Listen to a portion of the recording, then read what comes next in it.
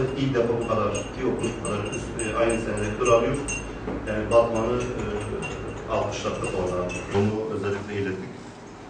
Öncelikle kahvaltıda... Özür diliyorum, toplantılarını pek yaklaşık. Bunu yaparken kırmadan, dökmeden, politik meselelere girmeden sadece mevcut İmam Hatip liselerinin dersi. Elinizden ne geliyorsa, yani artık afiş mi, kamuoyu vesaire mi, ne yapmanız gerekiyorsa yapın. Bu konuda görüş beyan ederseniz sevinirim. Tespit ediliyor. Daha sonra da iş adamlarıyla, müsiyatla veya buna benzer bunları orada gerçekleştirip inşallah bir sonuca ulaşılır demesine bulunmuştur.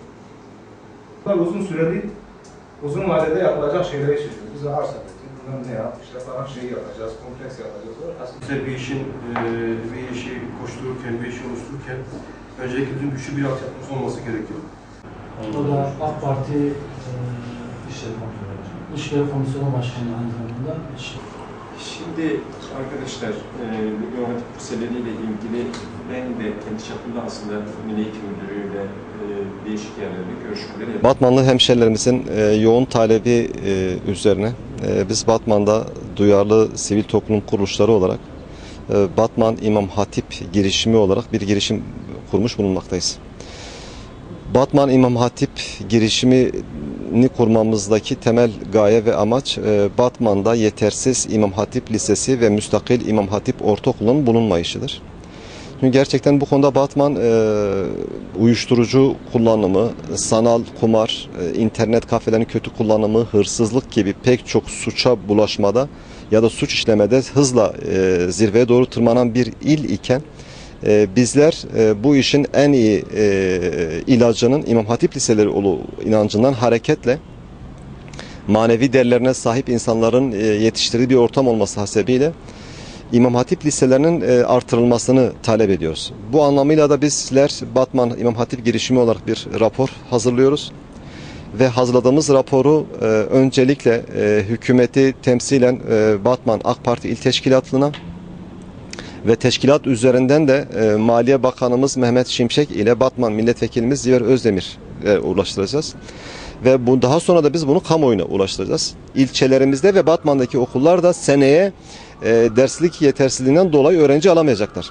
Bu nedenle bizler hantallaşan bürokrasiyi yenmek adına, uyuyanları uyandırmak adına bizler bu girişimi kurduk ve bu girişim aracılığıyla biz kamuoyuna, hükümete bu talebimizi yüksek sesle dile getireceğiz.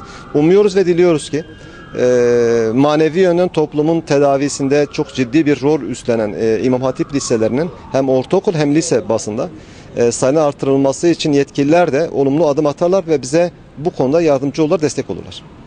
Dün önceki hafta itibariyle Batman'da İmam Hatip sorunları ve İmam Hatip'le ilgili öğrencilerimizin yerleştirilmesi gerek istihdam ve gerekse fiziki eğitim şartlarıyla ilgili birçok STK'larımız bir araya geldik. Bugün itibariyle de İmam Hatip girişimi adı altında bir girişim kurduk.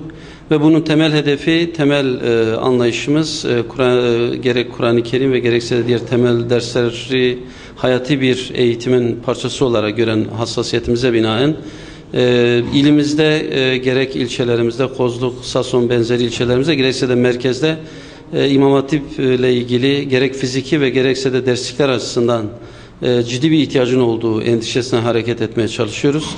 Bununla ilgili gereken raporlarımızı ilgili yerlere kamuoyunu ifade etme ve kamuoyuyla paylaşma ve bu çerçevede bu endişeyi ve bu hassasiyeti yaşayan, hisseden kuruluşlarımız olarak bizler bunu bir iradeye dönüştürme anlayışı içerisindeyiz.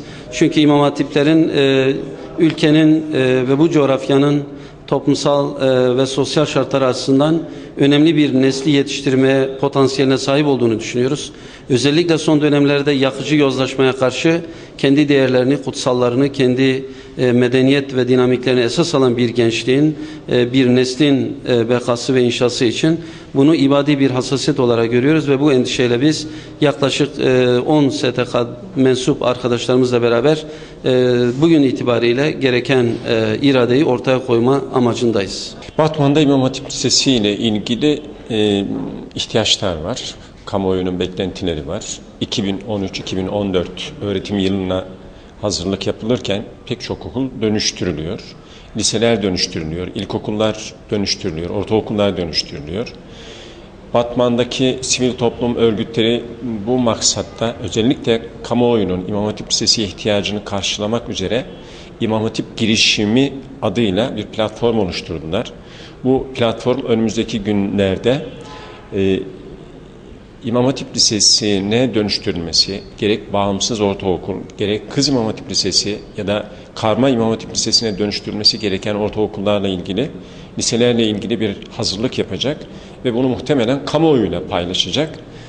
Çünkü eğitim hakkı çerçevesinde veliler çocuklarını İmam Hatip liselerine göndermek istiyor ama mevcut tablo Batman kamuoyunun ihtiyacını karşılayacak düzeyde değil.